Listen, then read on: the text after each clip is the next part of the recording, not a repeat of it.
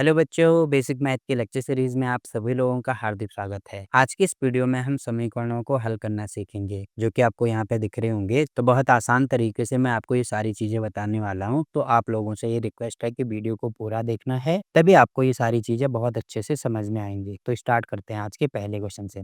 जैसा पहला क्वेश्चन आपको यहाँ पे दिख रहा होगा, हमें दिया है x धन 5 बराबर 11। तो सबसे पहले तो आपको ये पता होना चाहिए इसमें कि ये जो संख्याएँ होती हैं, चाहे कितने भी नंबर हो, कोई सा भी नंबर हो, उसको बोलते हैं हम अचर पद। तो यहाँ पे मैं लिख देता हूँ, ये हो जाएगा हमारा अचर पद।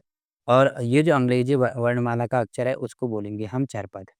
ठीक है? ये चर पद होता है, ये अचर पद होता है। जितने भी नंबर होंगे, कोई भी नंबर अगर लिखा होता है, उनको हमेशा अचर पद बोलते हैं। और अंग्रेजी वर्णमाला के जो भी अक्षर होते हैं, चाहे ये एक्स हो, वाई हो, जेड, ए हो, बी हो, तो ये सारे वर्णमाला के अक्षर क्या कहलाते हैं? चर पद कहलाते हैं।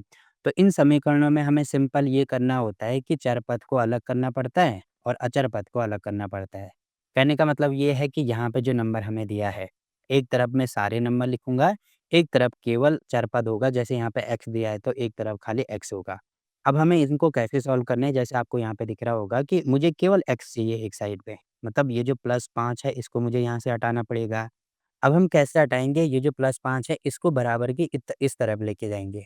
तो इसके कुछ नियम होते हैं, जैसे कोई भी संख्या अगर बराबर के जैसे इधर है, यहाँ से अगर मुझे यहाँ लेके जानी है, तो इसके जो चिन्ह है वो चेंज होते हैं। जैसे कहीं पे प्लस है, तो प्लस का वो माइनस हो जाता है।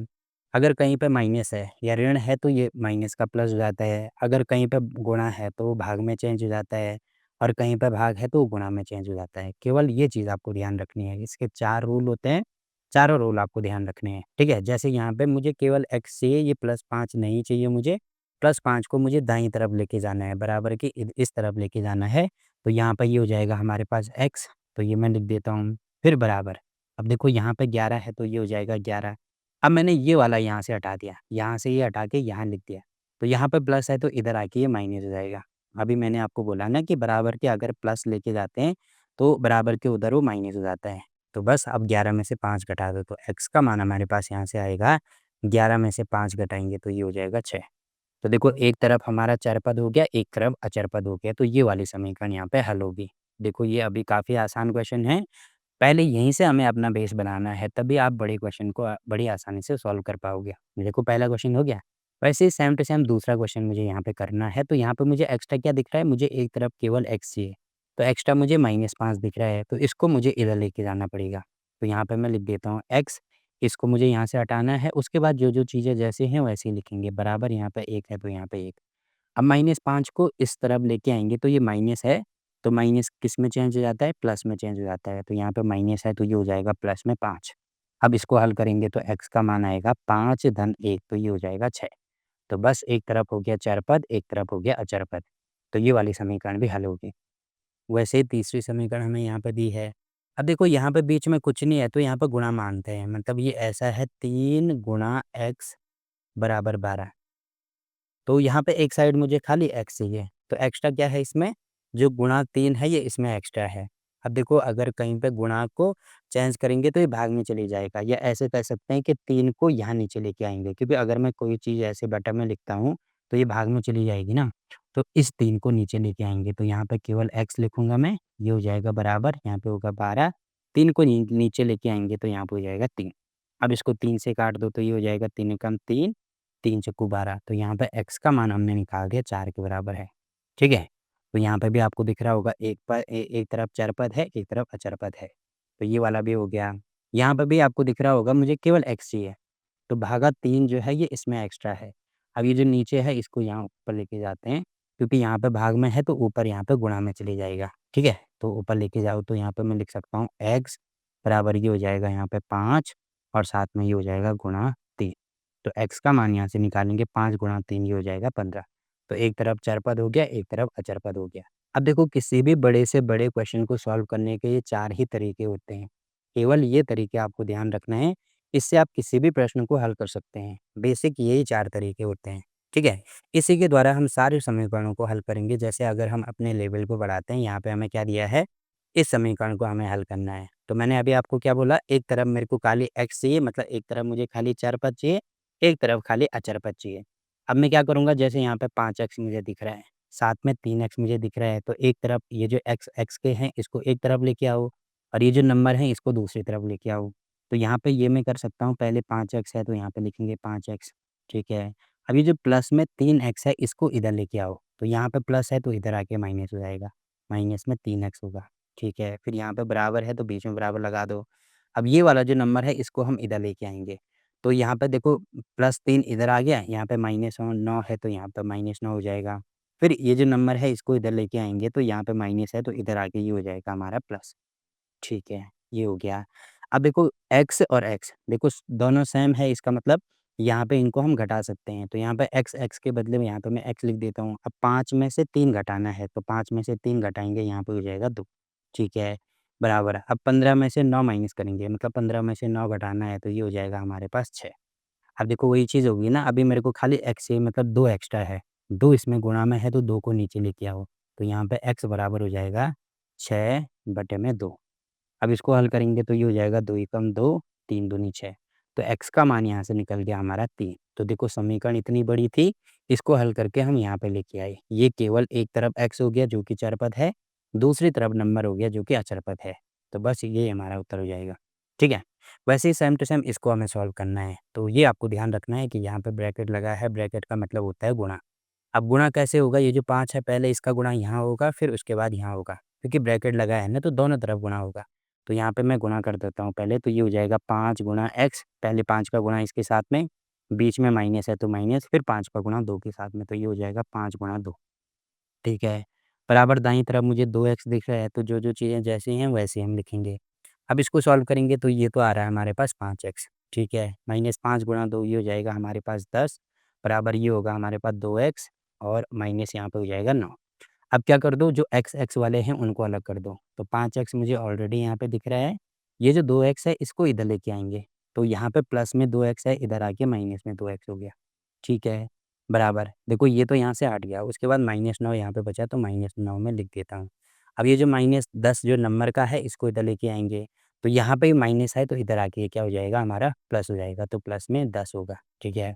अब देखो x यहाँ भी है, x यहाँ भी है, तो यहाँ पे मैं लिख दूँगा x। अब 5 में से 2 घटाना है, देखो बीच में प्लस होता है तो जोड़ते हैं, बीच में माइनस है तो घटाएँगे, तो 5 में से 2 घटाएँगे, यहाँ पे हो जाएगा हमारा 3, बराबर। अब 10 में से 9 घटाएँगे तो ये हो जाएगा 1, ठीक है। अब 3 को नीचे लेके आएँगे तो x का मान हमारे पास आ रहा है 1/3, तो बस देखो एक x यहाँ से अलग हो गया और साथ में नंबर अलग हो गया, तो बस यही हमारा उत्तर हो जाएगा, ठीक है। तो देखो यहाँ पे 2 क्वेश्चन कंप्लीट होते हैं, बाकी अपने लेवल को थोड़ा और बढ़ा लेते हैं, थोड़ा और हार्ड लेवल के क्वेश्चन करते हैं, जैसे ये वाला क्वेश्चन हमें सॉल्व करना है। अब सिंपल सा थोड़ी देर के लिए ये मान लो कि यहाँ पे ये x है ही नहीं, जैसे यहाँ पे मान लीजिए 1 है, यहाँ पे भी 1 है, तो ये एक भिन्न है ना, भिन्न को कैसे सॉल्व करते हैं, सबसे पहले हर समान करते हैं, तो हमें भी इसमें हर समान करना होगा। अब कैसे हर समान करेंगे वो मैं आपको बता देता हूँ। हर समान करने का सबसे अच्छा तरीका ये होता है कि जैसे यहाँ पे 4 दिख रहा है तो 4 का गुणा यहाँ भी कर दो, अब नीचे गुणा कर दिया तो ऊपर भी करना होगा। वैसे यहाँ पे 3 दिख रहा है तो 3 का गुणा यहाँ भी कर दो, अब नीचे कर दिया तो ऊपर भी करना होगा। बस ये इसको हर समान करने का तरीका होता है। अब यहाँ पे x गुणा 4 है तो 4 गुणा x या 4x है तो इसको मैं लिख सकता हूँ ऊपर 4x, ठीक है। फिर यहाँ पे हर में क्या हो जाएगा 3 गुणा 4 तो ये हो जाएगा 3 छक्कू 12, ठीक है। बीच में प्लस है तो यहाँ पे प्लस लगा दो। अब 3 गुणा x है तो इसको मैं लिख सकता हूँ 3x और यहाँ पे बटे में हो जाएगा 3 गुणा 4 तो ये भी हो रहा है 12, बराबर यहाँ पे मैं लिख सकता हूँ 7/12। तो आपको दिख रहा होगा कि ये क्या हो गया हमारा हर समान हो गया, यहाँ भी 12 है, यहाँ भी 12 है। तो जैसे भिन्न को हल करते हैं कि अगर हर समान हो गया तो बटे में 12 है, इन दोनों 12 के बदले एक 12 लिख दिया और अंश में अगर जोड़ है तो जो दोनों को जोड़ेंगे, घटाना है तो दोनों को घटाएँगे। तो यहाँ पे जोड़ है तो इन दोनों को जोड़ेंगे, तो ये हो जाएगा 4x देन 3x, ठीक है, बराबर यहाँ पे हो जाएगा 7/12।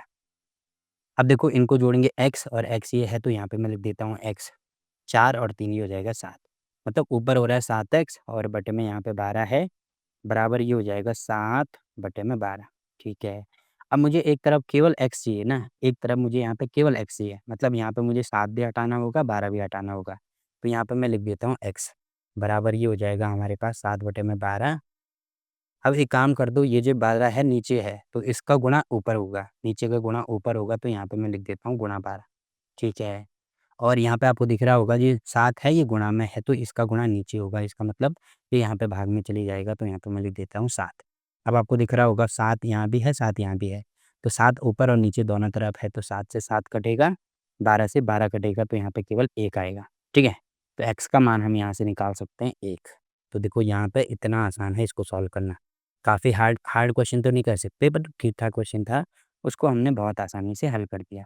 वैसे ही सेम टू सेम इसको भी हम हल करेंगे, तो ये भी करना और आसान है। कैसे हल करेंगे? यहाँ पे आपको दिख रहा होगा 3, 4 और 9 है, मतलब एक भिन्न है, तो सबसे पहले ही भिन्न को समान ये हर समान करेंगे भिन्न का। तो भिन्न को अगर काफ़ी बड़े नंबर आते हैं, तो उनमें क्या करना होता है, जैसे यहाँ पे तो सिंपल सा इसका गुणा यहाँ कर दिया, इसका गुणा यहाँ कर दिया। वैसे यहाँ पे भी कर सकते हैं, बट हमारा जो क्वेश्चन है वो काफ़ी लेंथी हो जाएगा। उससे अच्छा ये करना होता है कि जो सबसे बड़ा नंबर होता है ना, उसको पहले लिखते हैं। तो यहाँ पे मैंने लिख दिया 9, ठीक है।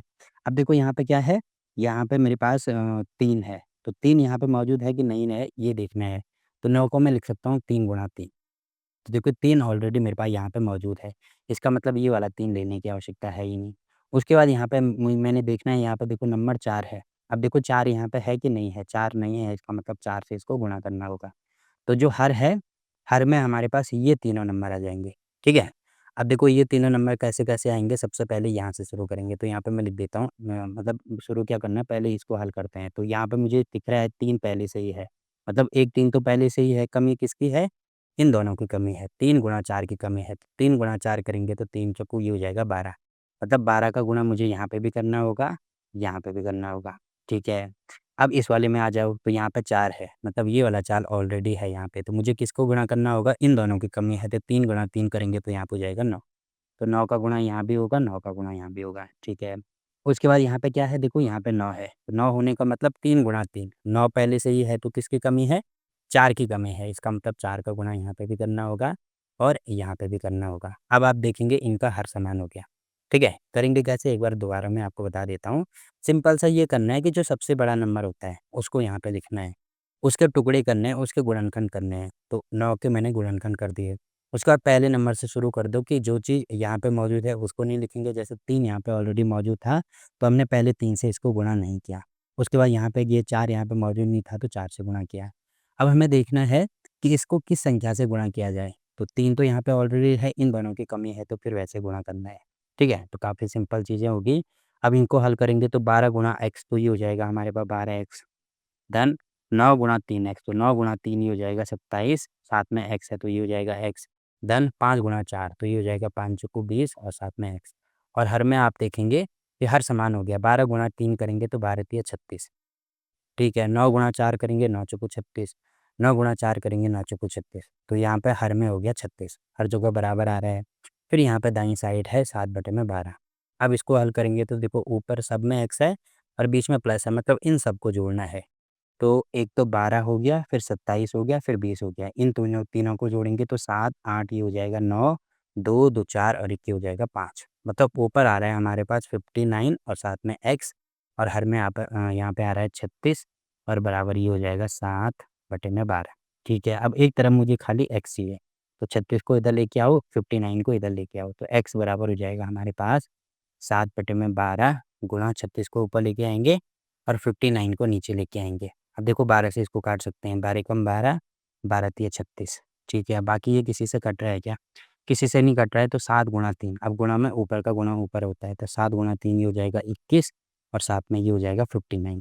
तो x का मान हमारे पास x इसके बराबर आ रहा है, x बराबर होगा 21/59। तो देखो ये वाला क्वेश्चन भी बड़ी आसानी से हमने हल कर दिया। तो ऐसे हम किसी भी समीकरण को बड़ी आसानी से हल कर सकते हैं। और अगर आपको ये वीडियो पूरी देख ली है, तो कभी भी किसी भी प्रश्न में, समीकरण के किसी भी प्रश्न में आपको कभी भी कोई दिक्कत नहीं आने वाली है, ये मेरी गारंटी है। फिर भी अगर आपको कोई चीज़ समझ में नहीं आती है, तो आप कमेंट करके पूछ सकते हैं, ठीक? तो फिलहाल के लिए इस वीडियो में इतना ही। वीडियो अच्छा लगा तो वीडियो को लाइक कीजिए, शेयर कीजिए अपने दोस्तों के साथ और चैनल को सब्सक्राइब करना ना भूलें। तो मिलते हैं आपसे एक और नई वीडियो में, तब तक के लिए बाय बाय।